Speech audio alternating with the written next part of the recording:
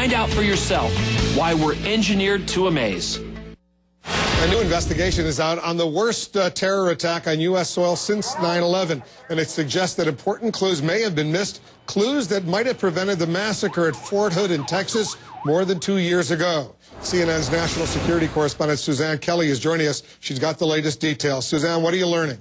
Right, Wolf. Well, the report casts a really critical eye on what signals were missed or just not communicated, signals that might have prompted a closer look at Major Nidal Hasan. Now, inside the 173-page declassified version of the report are hints at what went wrong.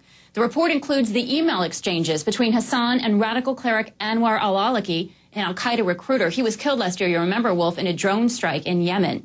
Now, Hasan had visited al-Awlaki's website and sent the cleric an email saying it was logical to justify suicide bombings. The report also shows that an FBI analyst in San Diego labeled that email exchange not a product of interest and not pertinent. Now, in response to a request by the San Diego unit to go and question Hasan, one agent recounted a conversation for investigators, saying, "This is not San Diego, it's D.C., and the Washington field office doesn't go out and interview every Muslim guy who visits extremist websites. Besides," the response continues, "this guy has legitimate work-related reasons to be going to these sites and engaging extremists in dialogue. Washington field office does not assess this guy as a terrorism threat." Now, you'll remember, Wolf, that Hasan was a military psychiatrist. It shows you just how complicated it is in figuring out what leads to follow. So, Suzanne, what else do we know about whether there was any indication ahead of time that Hasan may have been planning an attack? Well, we know that investigators were monitoring Hasan's email account in the weeks before the 2009 shootings, and the report found that based on his email exchanges, there was no actionable evidence that Hasan was actually planning an attack.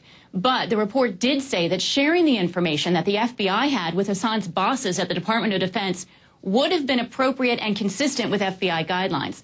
Now, Congressman McCaul, who has been briefed on the classified version of this report, said that earlier he was disappointed in the FBI's handling of the case.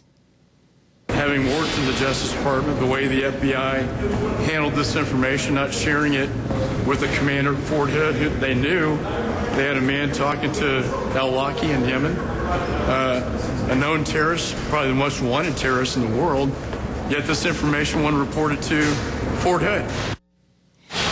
Now, Wolf, this report makes 18 recommendations, but the investigators decided not to suggest any disciplinary action.